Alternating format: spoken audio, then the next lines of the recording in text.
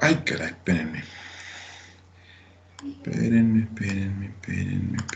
Aquí hay que acomodar esto. Esto es aquí. Este es aquí. Este es aquí. Y este es aquí. Este es aquí. Este es aquí.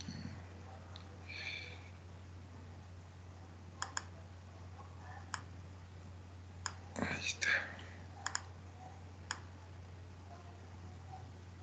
Ahí estamos, ahí estamos.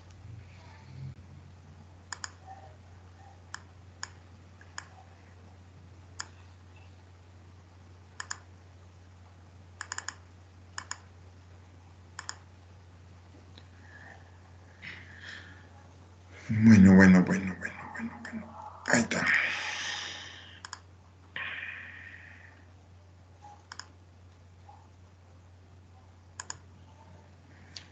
Bueno, mis médicos, vamos a ver rápidamente para ya dejarlos ir, porque ya les iba a decir, ya es viernes. Bueno, vamos a hablar de oclusión intestinal, es un tema rápido, ya no les voy a echar tanto rollo porque a los otros compañeros creo que hasta los dormí, porque sí es un poquito largo el tema, pero me voy a ir a las puntas. Si me salto de diapositivas, no se preocupen, esta presentación se las voy a hacer llegar vía WhatsApp para que la tengan, la repasen, aunque ya les había yo mandado ciertas generalidades de una revista, ¿verdad? Un tríptico que viene sobre lo que es oclusión intestinal, y ver que las causas pues, más frecuentes. Tenemos de dos tipos, según lo que es el Tratado de Cirugía General en la Asociación Mexicana, menciona que hay de tipo mecánico y funcional, o lo que es el hilio metabólico, que son todas aquellas causas inflamatorias, infecciosas, ¿verdad?, que modifican la estructura, más bien dicho, que modifican el contenido hidroelectrolítico a nivel intestinal, modificando así la conducta y produciendo zonas de espasmo o de atonía o de inmovilidad. Y las mecánicas que obviamente restringen el paso y producen alteraciones a nivel del paso, igualmente, ¿no? Produciendo o formando una barrera física realmente presente. Me brinco toda esta... Disculpe, doctor, creo que no se ven las diapositivas. No sé si las ven los compañeros. Voy de nuevo, voy. Vamos, qué bueno que me avisas, hijo. Voy. Voy.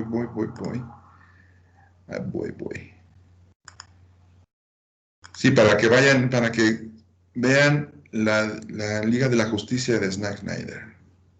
Ya, la veamos juntos. Bueno, yo no les puedo invitar a mi casa, me gustaría, pero pues no caben. Si acaso 5. Bueno, un poquito más. Si saco a mi hijo, caben 6.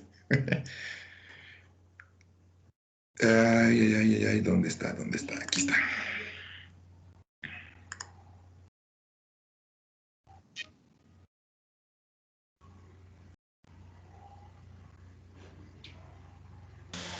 Si tiene Amazon Doc, está en 60 pesos.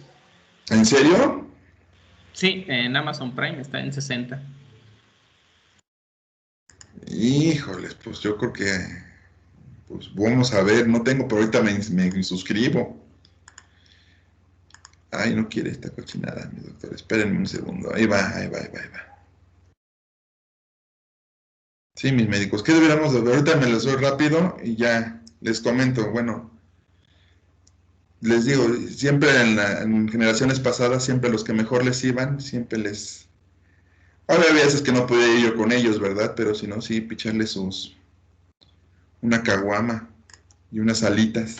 Era como tradición, pero pues ya no se puede, mis doctores. Lamentablemente para ustedes ya no se puede.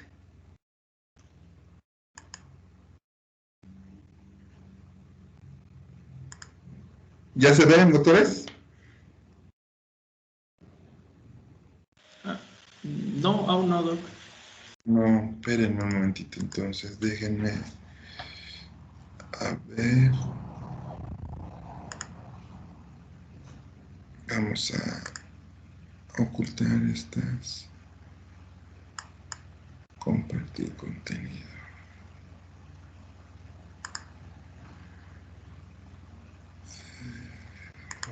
Oclusión intestinal.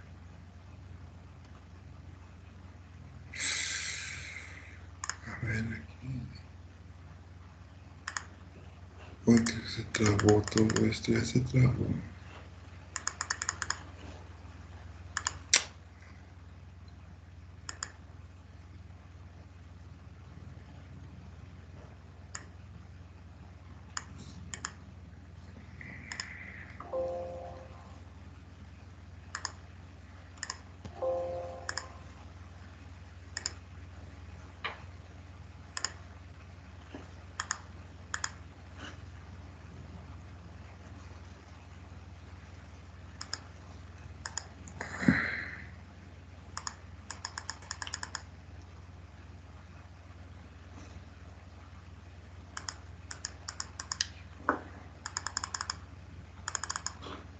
Oh, que la canción de esta cosa ya no quiere. A ver, me quedo aquí. Está aquí.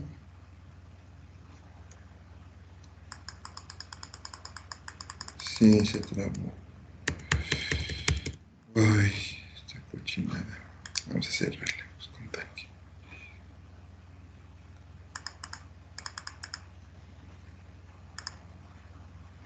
Espérenme un segundo, mis doctores. Ahorita la abrimos de volada de nuevo.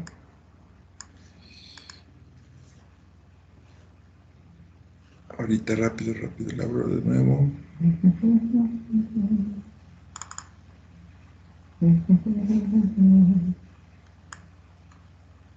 Listo.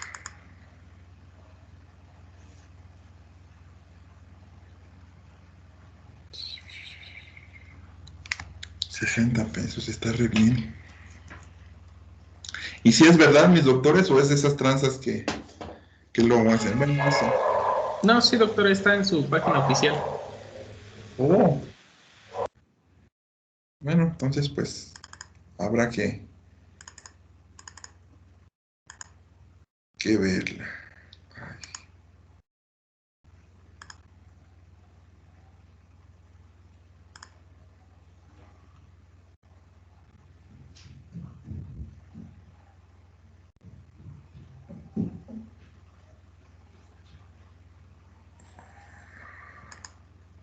Ok, ok, ahora sí.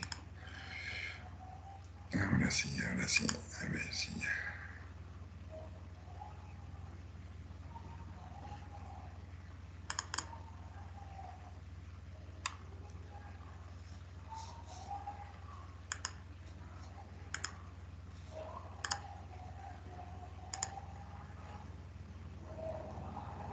¿Ya se ve, doctores? No. No, doctor. Ay, hijo de la No, fregada. doctor. Nada se ve. Uy, ¿qué pasó aquí? Y si la tuviera, doctor, a Teams y la compartiera desde ahí, pero ya en los archivos de Teams, Ah, que la suba yo, ¿verdad, hijos? probablemente ahí es más práctico. Sí, tienes razón, hija, tienes razón, tienen razón. Vamos rápido, rápido, la subo aquí. Archivos.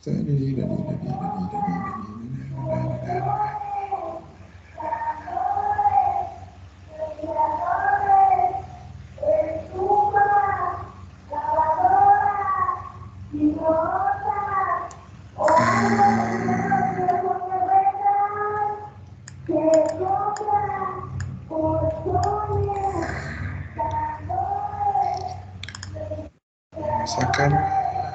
Archivo.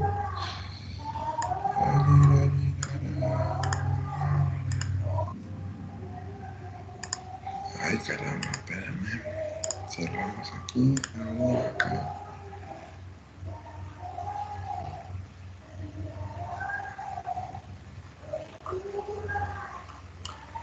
Ay, ay, ay. Ahora Tacochuga no quiere.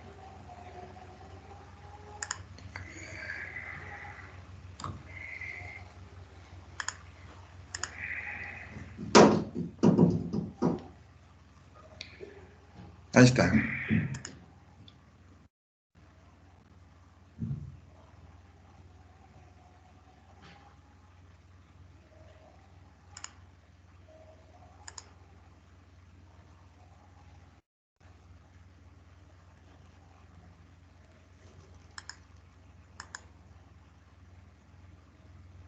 A ver, mis médicos, creo que ya la subí. No sé si ya estemos. Vamos a ver si ya funciona.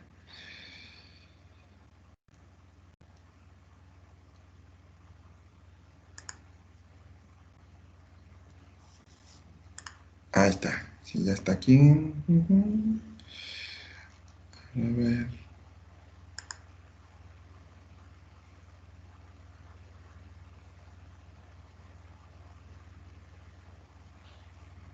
¿Ya se ven mis doctores? ¿Ya la ven ustedes?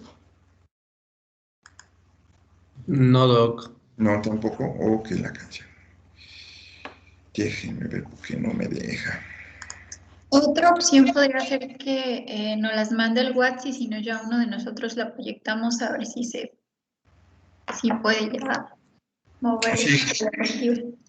Ahí va, mis doctores. Ahí va, ahí va, ahí va, ahí va. O déjenme ver por qué no me deja convertirla con usted. Supuestamente, al entrar aquí, debería de estar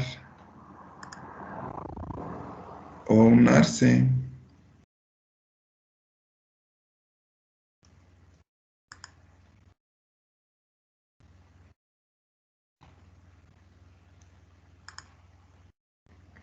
A ver, déjenme ver. Rápido, rápido, ya perdimos un rato, pero ahorita me apuro. Ok, ok, listo.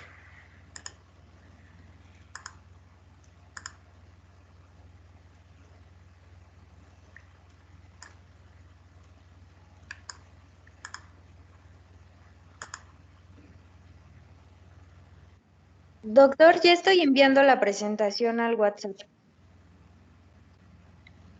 ¿Ya la tienen, hijos? Sí. Ya la envié, doctor. A ver si sí quedó.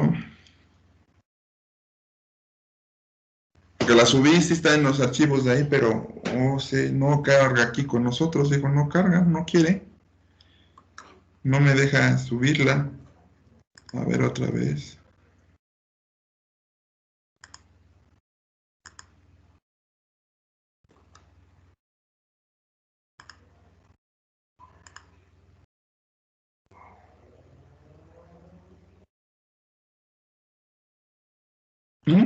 No quiere.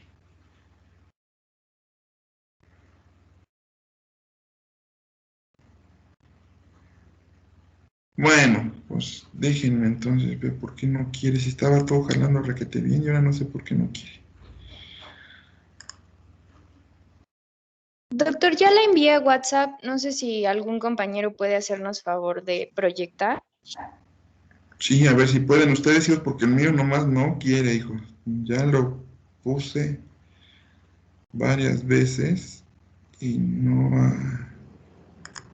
quiere cargar.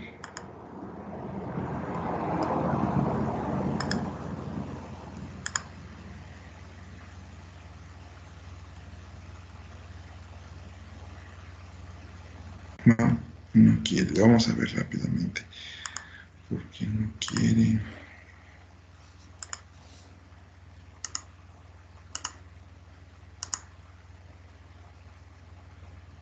Ay, Dios mío. ¿Qué hice?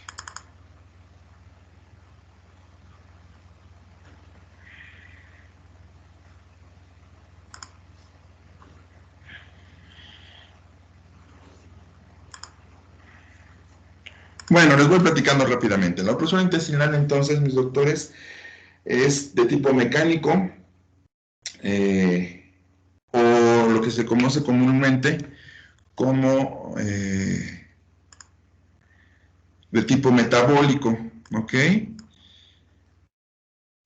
Pero en general las causas o la causa principal que produce cuadros obstructivos a nivel intestinal son las adherencias postquirúrgicas, ¿de acuerdo? Dentro del 80% de todos los pacientes que cursan con un evento obstructivo tienen antecedente quirúrgico, y lo más probable, el 80% de los pacientes, la causa principal o el más del 60% es por adherencias. ¿Cuáles son las otras dos entidades que le siguen para la formación de esto? Son las hernias y los tumores.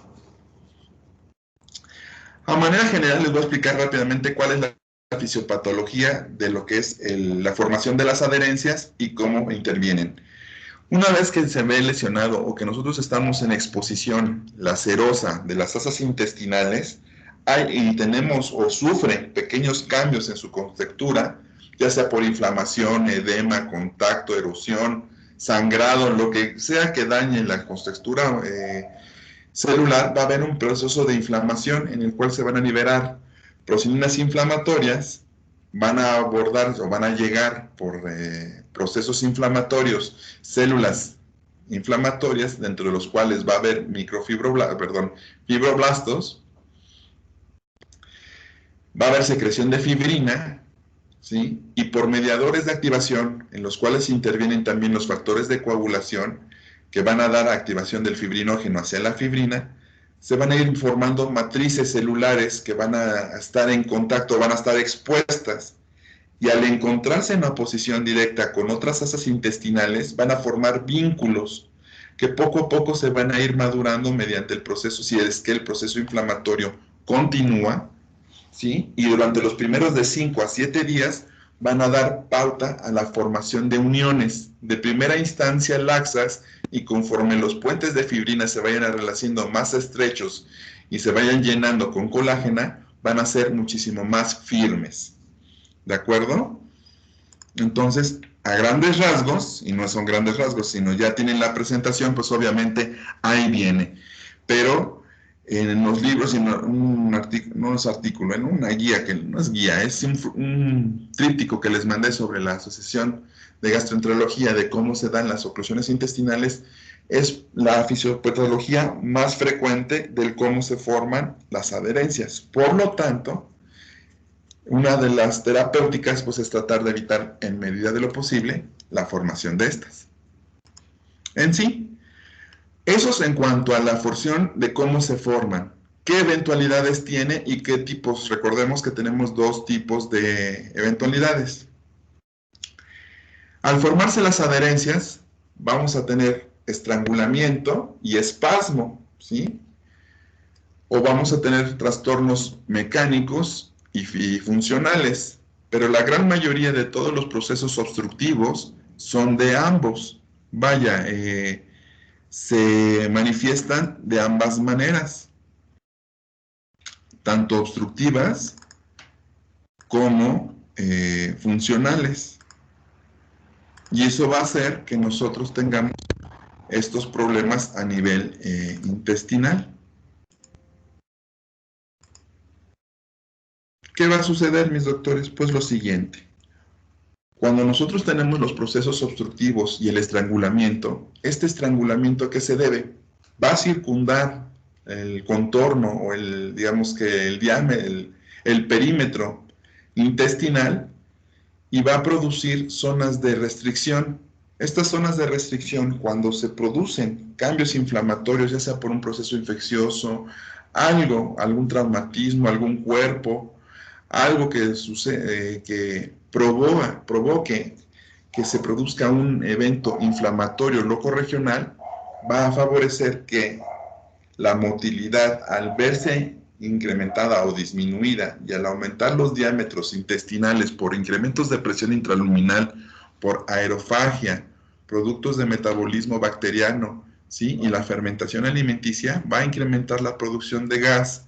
Esto va aunado a que la motilidad poco a poco se va a ver afectada al no poder franquear esta limitante, y va a haber un agotamiento, ¿sí? De la musculatura lisa, lo que va a favorecer una distensión, mayor capacidad de captación, y va a haber afectaciones a nivel mucoso que va a incrementar la secreción y eso nos va a aumentar el diámetro de intestinal. Estos incrementos en el diámetro van a comprometer la microvasculatura a nivel de las paredes, va a favorecer que haya más edema, más migración, fuga a tercer espacio, disminución del volumen a nivel sistémico, que se va a interpretar como datos de hipovolemia y de choque. Recuerden que choque es un estado de hipoperfusión tisular, y va a haber necrosis y isquemia del tejido de la pared intestinal comprometida. Asimismo, estos cambios que se están suscitando a nivel local van a modificar el aporte sanguíneo, va a haber una alteración y una disminución de volumen, lo que el cuerpo va a interpretar como una depresión y va a implementar mecanismos de corrección como son la secreción del sistema renina-angiotensina, va a haber mayor cantidad de sodio, va a haber excreción de potasio, vamos a tener entonces componentes que van a actuar de manera funcional con disminución y alteración en las concentraciones de calcio y potasio, siendo la hipopotasemia la principal causa, ¿verdad?, de ilio de tipo metabólico, incrementando las zonas adinámicas y favoreciendo que nuestro paciente, pues obviamente, se complique un poco más.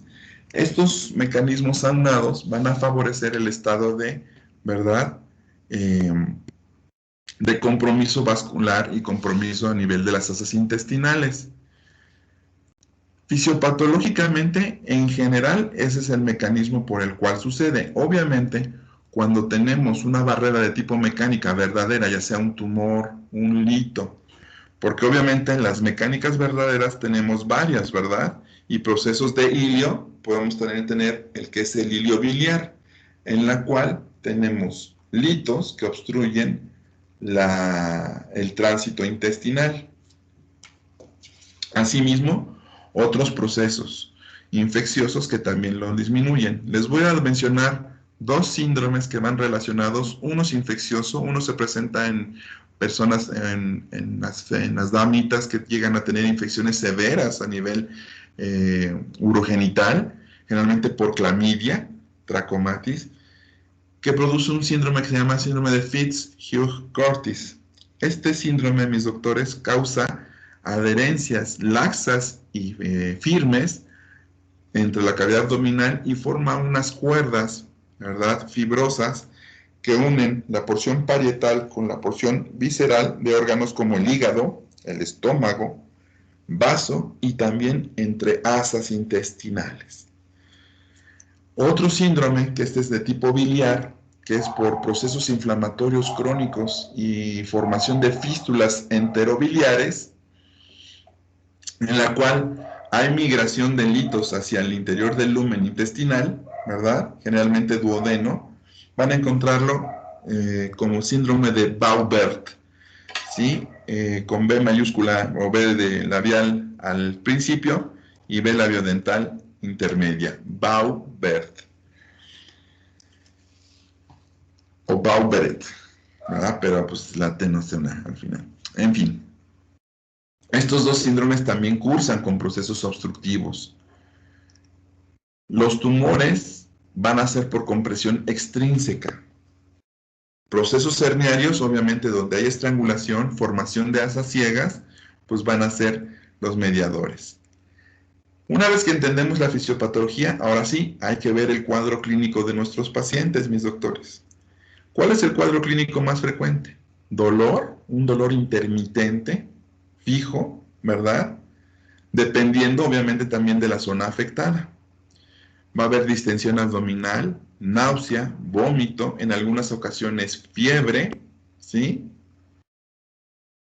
Y obviamente dependiendo de la evolución y el tiempo, pues ya vamos a tener otras complicaciones en el estado hemodinámico como estado séptico o choque. Entonces, vamos viendo. Dentro de la clínica, el dolor es de manera importante porque es un dolor tipo cólico, sordo. Si es una obstrucción alta a nivel gástrico, duodeno y yeyunal, podemos tener vómito, que es un vómito muy intenso, ¿verdad?, rápido, y vamos a tener un dolor cólico moderado. Si es un poco más bajo, estamos hablando de la segunda porción o tercera porción yeyunal y prácticamente lo que es el ilion, el dolor va a tener paroxismos. ¿Qué son estos paroxismos? Son momentos de relajación o momentos en los cuales el dolor disminuye, no por completo, pero sí disminuye lo suficiente para ser tolerable. Estos paroxismos son cortos cuando es una, digamos, una obstrucción alta. Van a durar de entre 10 hasta 30 segundos y van a venir estos periodos de relajación y de tranquilidad, digamos, de disminución del dolor. Conforme va siendo más baja la obstrucción, estos cambios en el dolor van a ser más intensos y con una duración más prolongada. Los periodos en los cuales el dolor se mantiene son muchísimo más amplios. Aunado a que tenemos mayor distensión abdominal, más cambios en cuanto a lo hemodinámico, porque la presión intraabdominal se incrementa muchísimo más, y vamos a tener, obviamente, alteraciones hidroelectrolíticas más severas.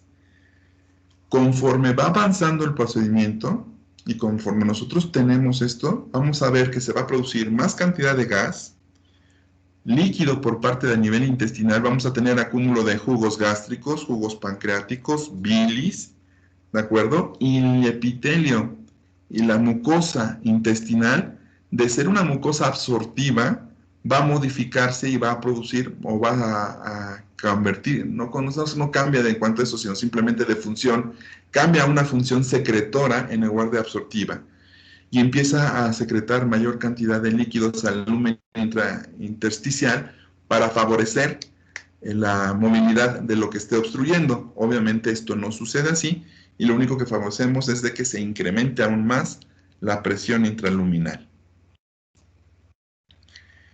Una vez que nosotros tenemos instalado esto y vemos estos datos, vamos a observar que también dentro de la exploración física, la auscultación nos va a dar ruidos. ¿Y qué tipo de ruidos? En las porciones altas van a ser borborigmos, ¿verdad? Una expresión de gases acumulados a nivel gástrico. Y si es una oclusión intestinal baja o media, vamos a tener lo que se conocen como ruidos metálicos o ruidos de lucha. Lo que comúnmente se menciona que ya tiene presente ruidos o peristalsis de lucha, que son ruidos de alta intensidad producidos justamente por la presencia de líquidos, la disminución o la peristalsis incrementada para poder vencer la obstrucción y que no se puede dar así. Otro de los signos que nosotros tenemos que ver o buscar durante la exploración física de nuestros pacientes, ¿verdad? Pues es la ámpula rectal. Vamos a observar que tenemos a nivel ampular, pues datos que nos hablan sobre si hay o no procesos obstructivos, como son la ámpula rectal vacía, distendida o dolorosa, en la cual al perceptir o palpar las zonas, si tenemos contacto con asas intestinales, produce dolor. Una vez que nosotros ya tenemos nuestra clínica, que ya tenemos la sospecha, ¿verdad? Por parte de nuestro paciente, en qué sea lo que tenga, vamos a poder apoyarnos en laboratorios. ¿Y cuáles son estos? Gasometría arterial, para poder valorar tanto oxigenación, datos de perfusión, hemoglobina, datos de ácido, cambios en el equilibrio ácido-base. Generalmente pueden presentarse con alcalosis metabólicas estos pacientes. Vamos a tener también leucocitosis, vamos a pedir una citometría. Vamos a pedir electrolitos séricos. Y este tipo de cambios y alteraciones nos van a ayudar para poder establecer un criterio clínico en qué condiciones está nuestro paciente. Desorgenasa láctica, muy importante. Dímero D, para factores también procoagulantes y tener eventos, si es que ya no hay eventos ahí de alteraciones vasculares o hematógenas que nos estén comprometiendo ya aún más esto. Y obviamente para confirmar o que nos ayudan muchísimo son los de gabinete. ¿Cuáles son los que más se utilizan? La placa simple nos ayuda a establecer el diagnóstico hasta en un 60% de los casos y la tomografía computada. Una vez que nosotros ya tenemos esto, ¿qué le vamos a hacer a nuestro paciente? Bueno, la mayoría de los casos, en el 60 al 70% de los casos, tanto de obstrucción, a menos que sea mecánica completa, pero en los casos de pseudoobstrucción y de hilo metabólico responden de una manera correcta y muy buena a un tratamiento médico conservador. ¿En qué consiste? Maniobras de descompresión, sonda nasogástrica, tratamiento hidroelectrolítico, correcciones de hipopotasemia y hipocalcemia, que son las más frecuentes. Tratamiento antibiótico para disminuir, obviamente, la producción y la fermentación producida por las bacterias a nivel enteral. Y restitución hídrica. Con estas maniobras podemos tener una mejoría evidente y evitar en cierta medida llegar a un tratamiento quirúrgico. ¿Cuánto tiempo, doctor, podemos esperar? Se espera que con un manejo correcto médico, la clínica de nuestro paciente comience a mejorar en las primeras 3 horas de tratamiento. Si la clínica de nuestro paciente y condiciones generales se empiezan a estabilizar, podemos darle pauta o darle tiempo de 24 horas para ver si resuelve por completo el cuadro oclusivo pseudoclusivo. Si durante estas primeras 3 horas la clínica o la condición de nuestro paciente continúa empeorando, es indicativo para manejo quirúrgico.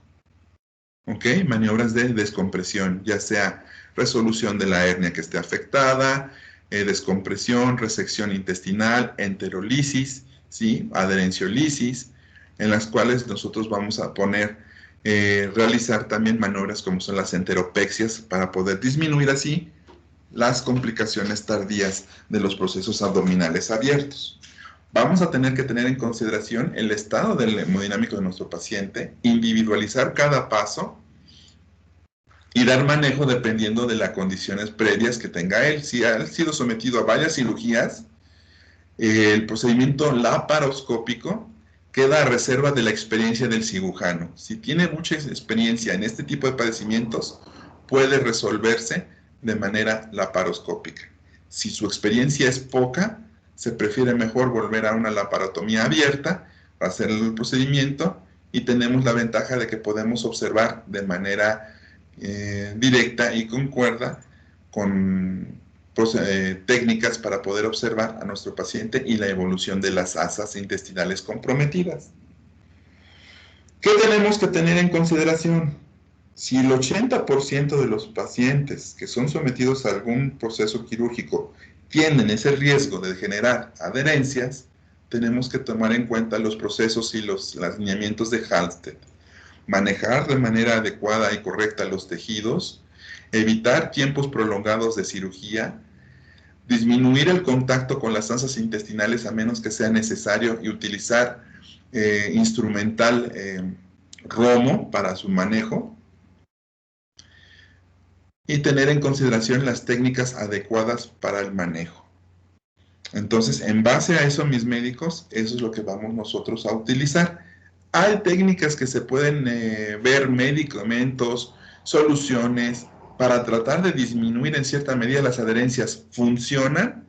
Hasta la fecha no se ha encontrado alguna sustancia, químico, procedimiento, mezcla que pueda disminuir la formación de adherencias al 100%. Lo que se ha visto es de que mientras menos dure el procedimiento, mientras más cuidado se manejen los tejidos, es cuando tenemos nosotros menos presencia de complicaciones. ¿Cuándo vamos a nosotros a resecar el tejido comprometido en estos procesos isquémicos?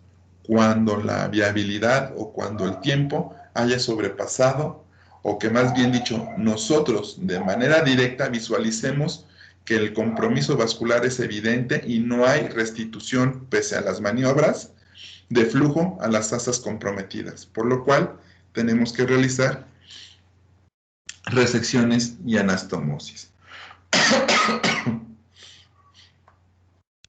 Digamos que a grandes rasgos, mis médicos, eso es lo que es una oclusión intestinal. Muy grandes rasgos, espero que sí les haya llegado la presentación. ¿Tienen dudas o preguntas de lo que ustedes han leído?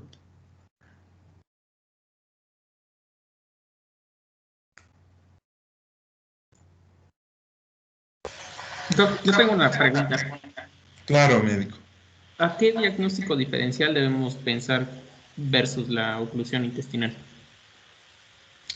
Si tenemos distensión este tipo de dolor, el diagnóstico, digamos que más frecuente en el que tenemos que relacionarlo, nada más que aquí la diferencia en cuanto a antecedentes, obviamente, tanto quirúrgicos como cardíacos pueden tener este tipo de problemas, son a las isquemias a nivel enteral médico, ya sea de tipo trombótico o arterial, insuficiencias arteriales, lo que es la isquemia mesentérica.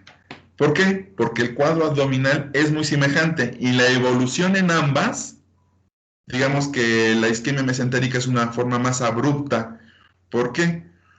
Porque es más, el evento es súbito y los eventos de isquemia a nivel intestinal por oclusión son un poco más lentos, pero ambos llegan a un proceso fisiopatológico muy similar. ¿Ok? ¿Los tumores se parecen mucho? No, de hecho los tumores no tienen una fisiopatología tan similar, son eventos que van yendo paulatinamente disminuyendo el paso y posteriormente ya cursan con un proceso ya obstructivo.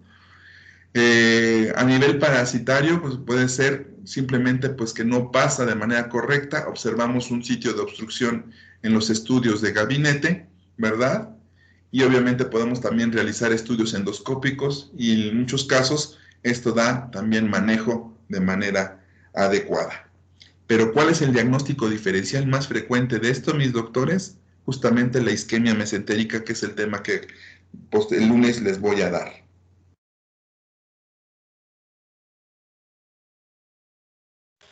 Gracias, doctor. Sí, mi médico. Obviamente, si tienes una hernia, pues es muy evidente, ¿no? A nivel umbilical, inguinal, cambios de coloración y eso que ya quedamos que si tenemos estrangulamiento es la indicación quirúrgica de urgencia porque puede haber justamente procesos de isquemia a nivel intestinal que requieran de manejo y seguimiento. Hay que tener cuidado y siempre durante los manejos quirúrgicos hay que descomprimir las asas lo mejor posible para favorecer tanto el cierre como disminuir la tensión que sufren las paredes intestinales. A eso se puede realizar una enterostomía, va a ser vaciamiento con sondas de aspiración y dejar la menor cantidad de presión posible en esas asas intestinales. Yo siempre dejo a valoración y a consideración realizar, en lugar de hacer 2 cirugías de volver a abrir todos los tejidos y cerrar, yo dejo siempre una bolsa de Bogotá, que es una forma de observación directa de la cavidad abdominal y nos controla en cierta medida las pérdidas insensibles por una cavidad abierta, digamos que continua. Y dejarlo 24-48 horas y observar cómo evoluciona tu intestino es muchísimo más factible que estar abriendo y cerrando y tratando de valorar de manera indirecta en qué condiciones están las asas. No hay nada como verlas de manera directa para poder ver si ya están en condiciones o hay que resecar mayor cantidad de tejido o ya se puede cerrar por completo la cavidad abdominal.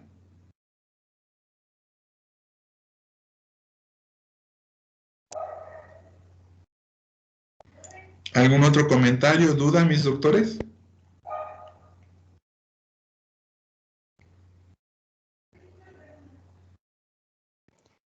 Doctor, Dime. disculpe, bueno, yo aún tengo la duda entre la diferencia de una brida y una adherencia.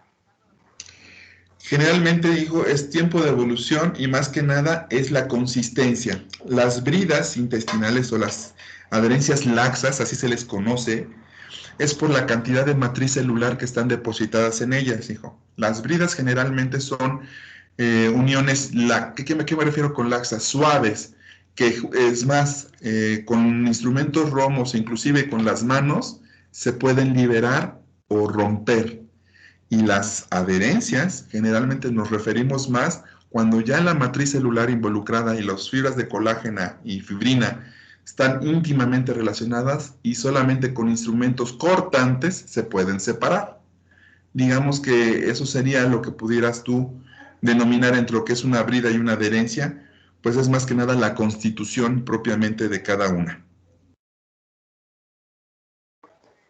Ok, doctor, gracias.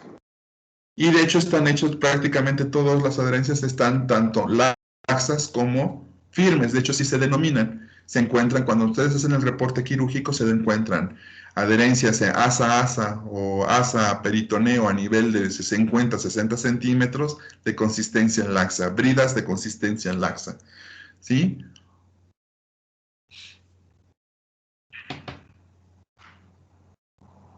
Entonces, pues eso sería. Si no hay más dudas, entonces los veo yo el día lunes, doctores, para ver isquemia intestinal, isquemia y trombosis. Sí, doc, muchas gracias. Ok, doctor, gracias. Sí, Buenas gracias. tardes, buen fin. Gracias, doctor. Gracias, doctor. Buen día.